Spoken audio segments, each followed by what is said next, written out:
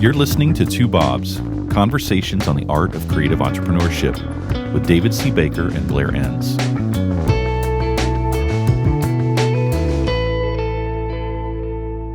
Blair, today we're talking about 6 barriers to new business success. And I went over this a few times, and the last time I read through it, I thought, you know what? Let's make something clear here. There's a lot of reasons why you might not have new business success. Maybe your positioning isn't any good. Maybe you're not disciplined, whatever. But you're talking about some other stuff. Let's just pretend that all of those things are pretty good. You have an addressable positioning, you're disciplined, all that, you got the money to spend, and you're still not successful. Why is that?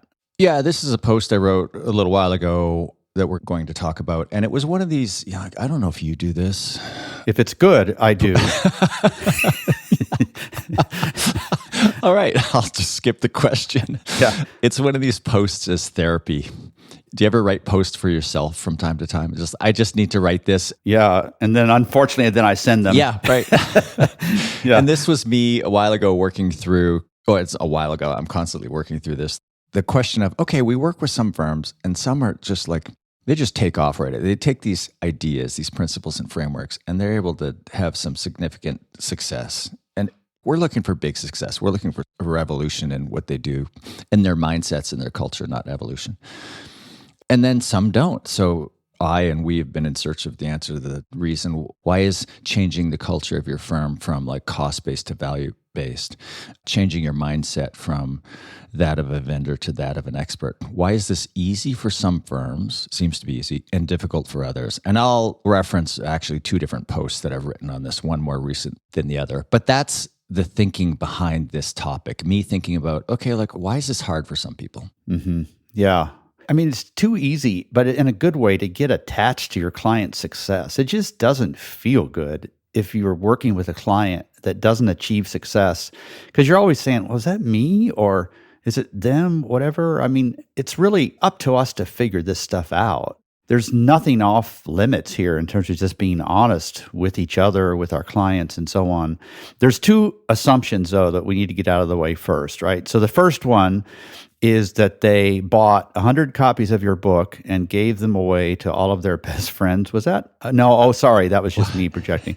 No, that they read the Win Without Pitching Manifesto and they understood it, they nodded, all of that. Yeah, so it's not like the leadership team isn't philosophically aligned with how we think about selling creative services. Right. It's an inability to execute on the ideas when they are philosophically aligned. As opposed to getting in the conference room with the leadership team, you've all read the manifesto, and 2 of the people think, I just don't think this is workable. This isn't how this should work. We're way beyond that. We all want this. That's the first assumption. Yeah. The second assumption is what? The second assumption is you have at least some knowledge of like what you need to do. So you've listened to some of these podcasts, you read my blog posts, you read some books, whatever. So you have some idea of this 4 conversation framework.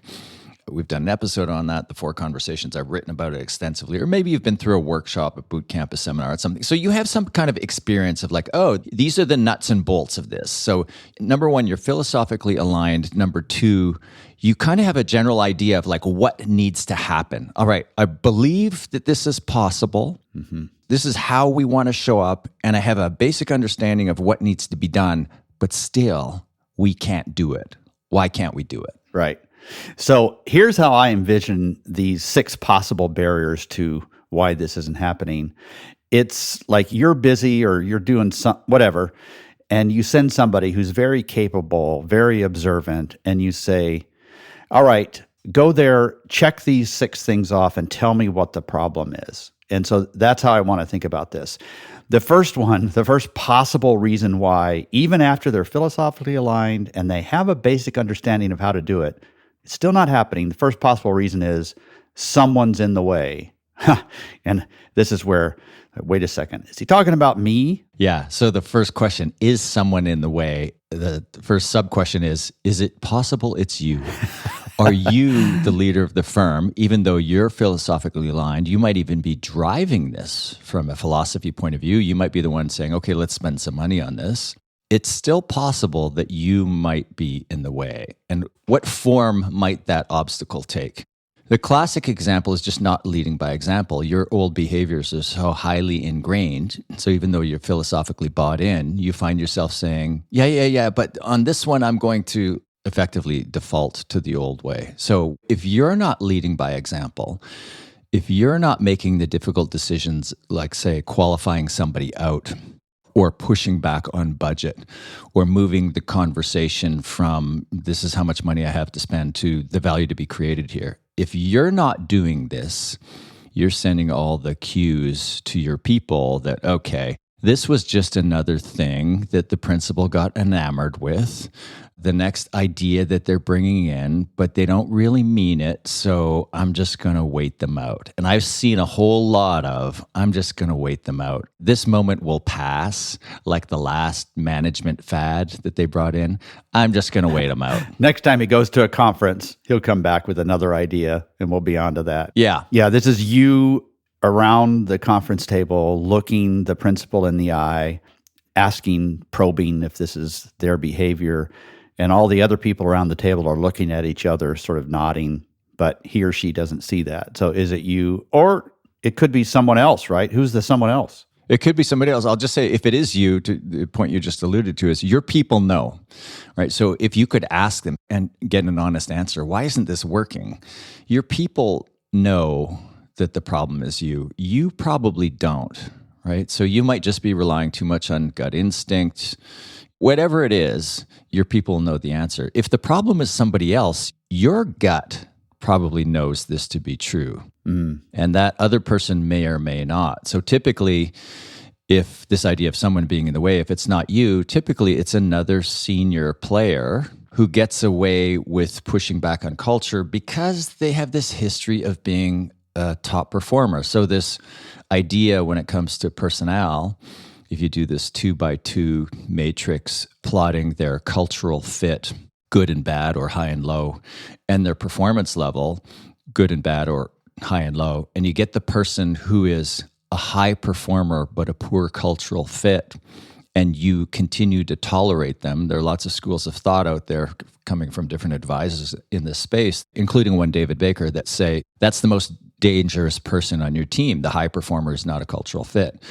So I have quite often seen that the single person barrier or obstacle is a senior person who wields a lot of power. Often it's a senior account manager who manages the largest account.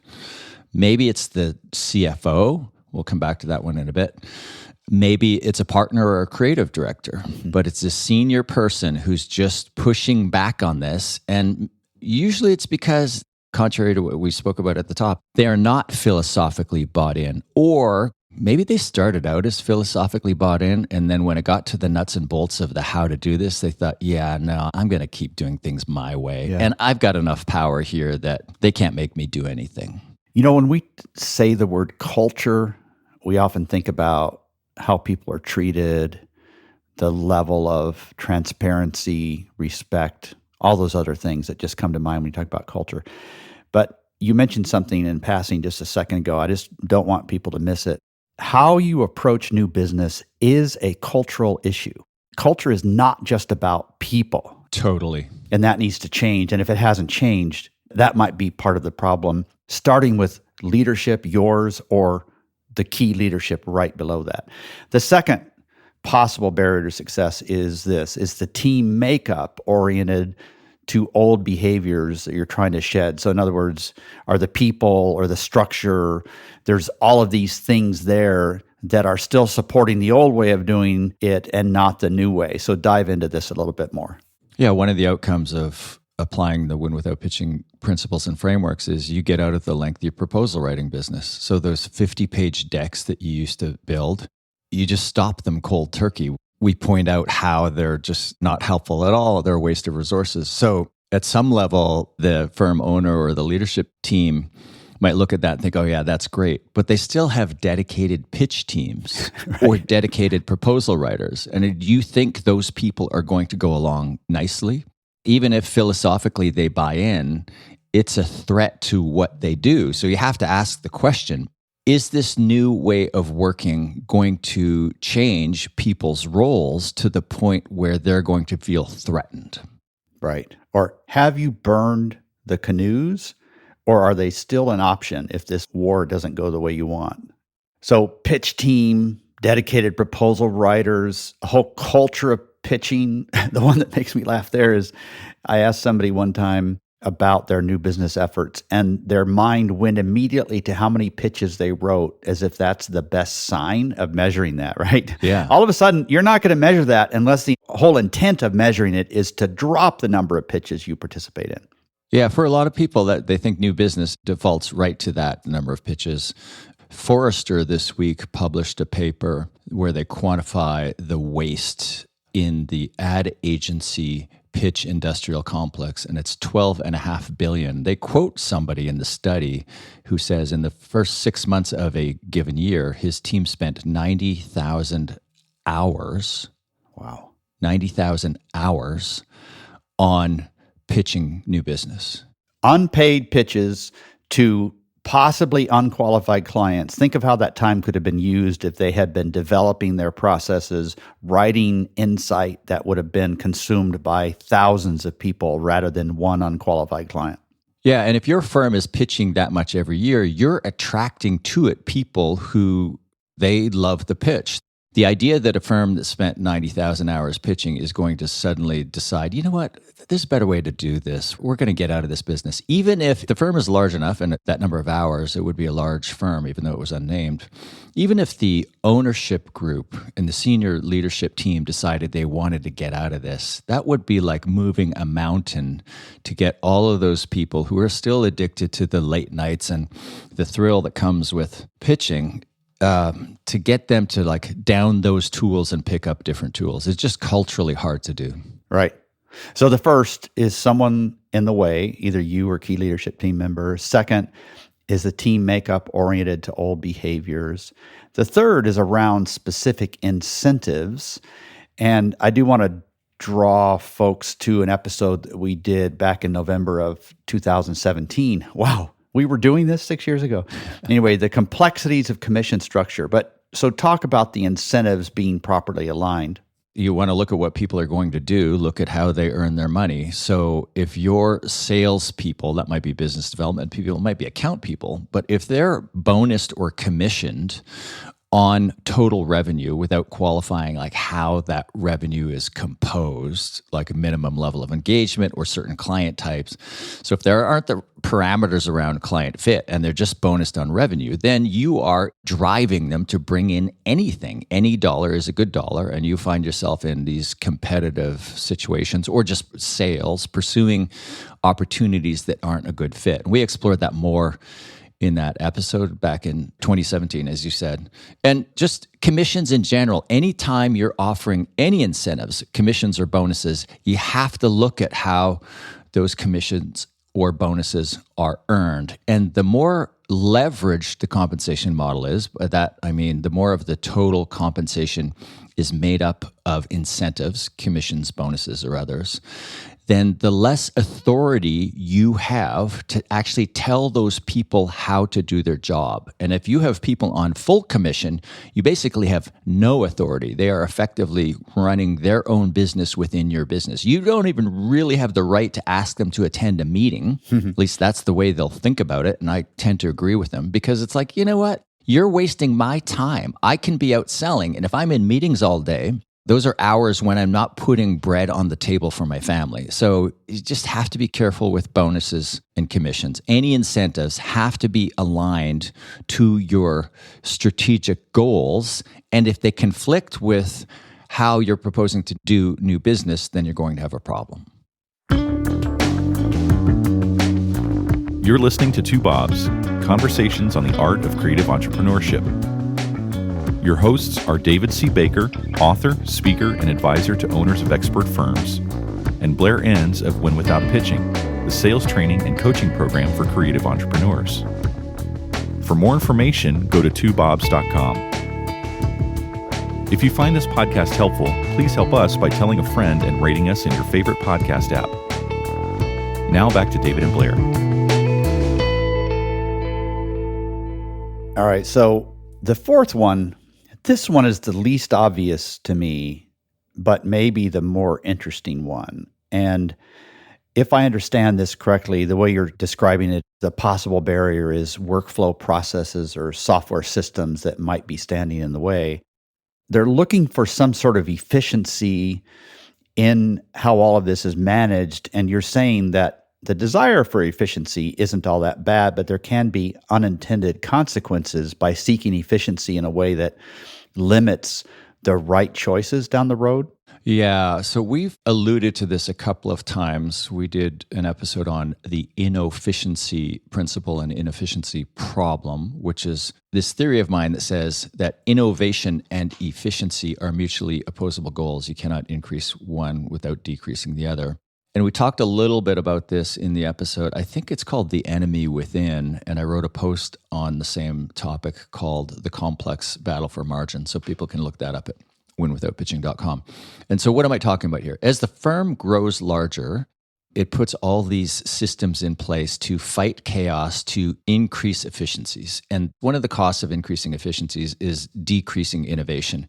But some of these systems I have encountered as an advisor going into larger but still independent firms, that when we're trying to change things, particularly pricing, moving away from strictly time and materials pricing to pricing deliverables or pricing based on value, I've found that the systems keep pushing back on that. And what do I mean by that? So does your accounting system or project management system, does it conflate price and cost, or do you make the distinction between price and cost? So in most agencies, there's an hourly rate. They use that as a function of cost, and they multiply the hours or the day rates by the hours or the days, and they give that to the client as the price. So they see cost and price as the same thing. In normal businesses, we have this difference between cost and price, and it's called profit. And we're pricing the profit into the price based on our cost. So we're either starting with price, subtracting profit to get to cost, or we're starting with cost, adding profit to get to price. And in a typical creative firm, we have these systems that just track, it's all about hourly rates. So if there's a $100,000 deal, let's say you have a client with a budget of $100,000, that number itself is meaningless for this example. You can use any number.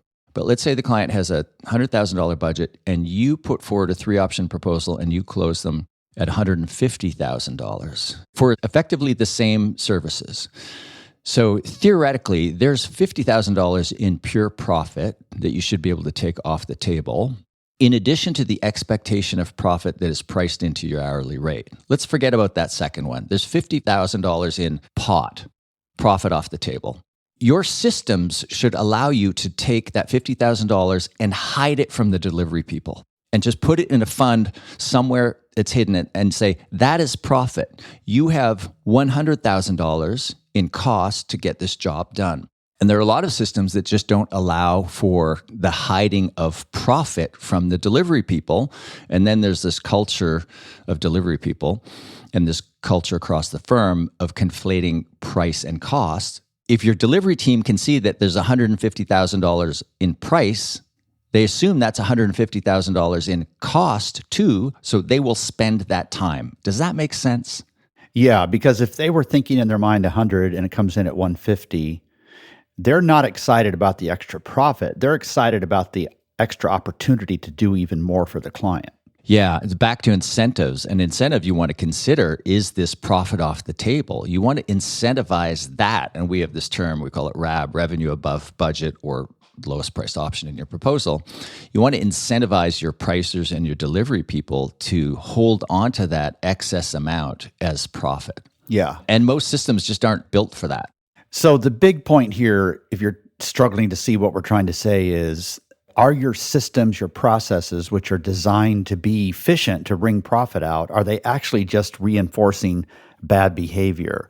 The way we started when we described this is, our workflow processes or software systems in the way.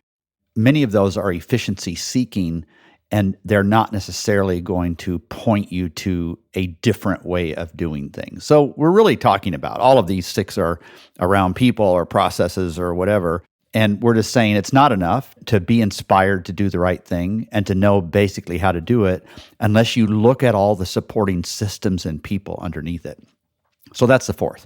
The 5th is are accountability mechanisms in place? We're trying to decimate some of the old ways that are just keeping us in the old ways of doing things. And are we putting new accountability systems in place? So I'm interested to know what those look like if they're not just going to do the same thing of reinforce bad behavior. Yeah, there's a saying, practice makes perfect, and another saying that says practice doesn't make perfect. Coached practice makes perfect. So you practice and you have somebody look at your technique. Let's say you're trying to hit a golf ball or a baseball, and you get some coached feedback. So you're able to adjust, and then you practice more properly. I went on Twitter about 21 hours ago and asked the question, does your organization record sales conversations? And as of this recording, the slim majority, 51% say never, and then a bunch say rarely. And I'm actually a little bit surprised by that number. A year ago, it wouldn't have surprised me. So here we are, we're recording in May 2023.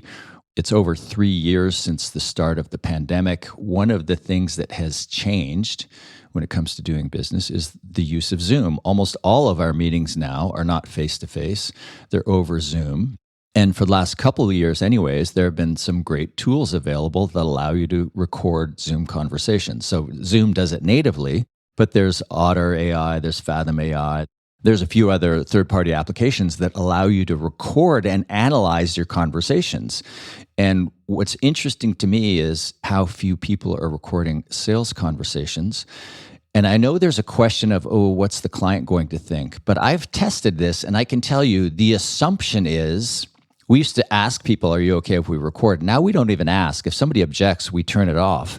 But we're recording everything. We're recording internal Zoom conversations because we are not far from the day when we will have an AI within our own organization that analyzes everything that exists in our Google Drive, in our Slack channel, in our systems, et cetera, including transcripts of recordings. So we're not far from that day where if you want to find out what happened in a meeting or what we agreed to do, you don't even have to remember the meeting. You can just type it into the narrow AI and it will pull it from those transcripts, et cetera. So we're in this place where culturally everybody understands we're recording these things. Everybody's using these things.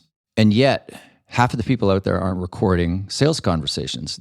Speaking to the point of accountability mechanisms, we spend a lot of time at Win Without Pitching reviewing our clients' sales conversations. Your sales conversations are the place where your business development strategy, your pricing strategy, your positioning strategy, all these things go to die. Mm-hmm. It's in the conversation. So you can be bought in philosophically, you can train people, but if you're not observing what's happening in those conversations, which previous to a couple of years ago wasn't really possible, you are not catching and correcting bad behavior.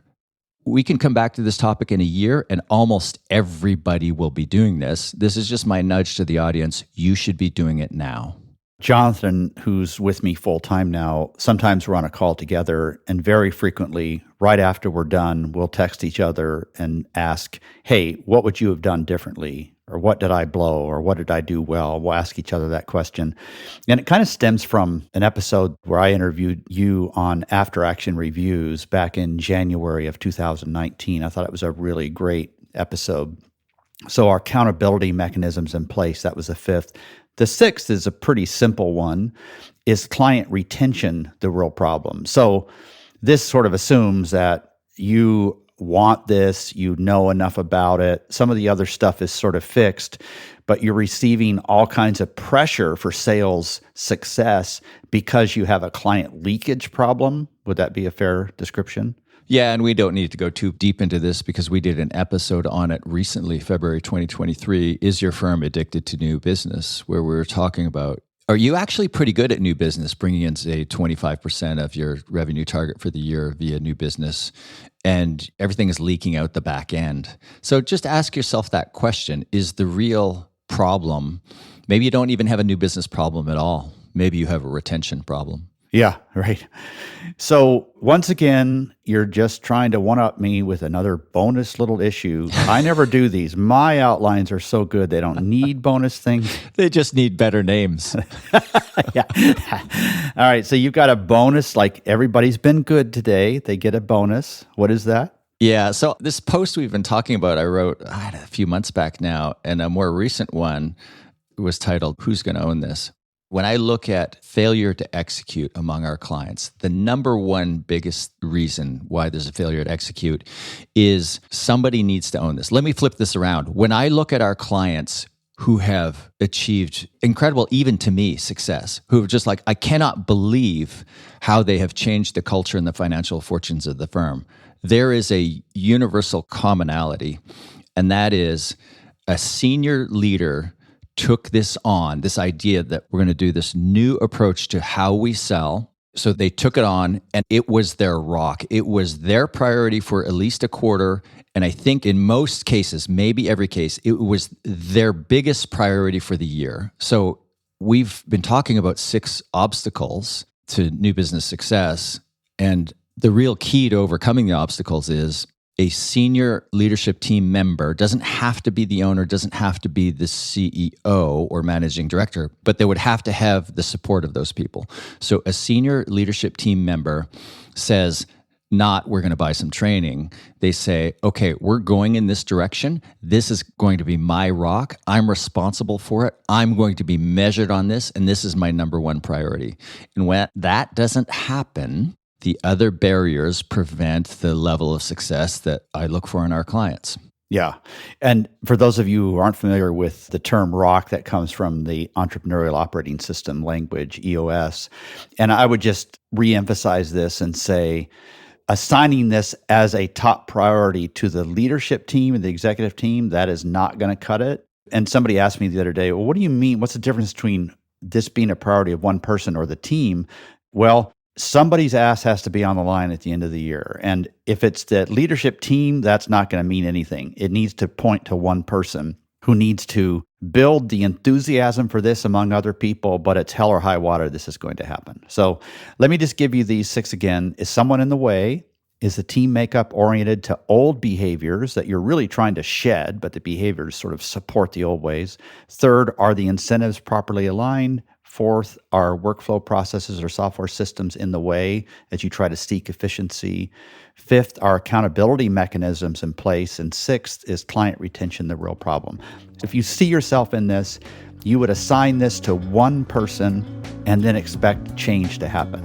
This has been great, Blair. Thank you. Thanks, David. The reason for this episode is I'm just going to point all our new clients to it. It'll save me a conversation. All right. Thank you for listening to Two Bobs with David C. Baker and Blair Enns. Read episode notes and transcripts at twobobs.com. That's the number 2, BOBS.com.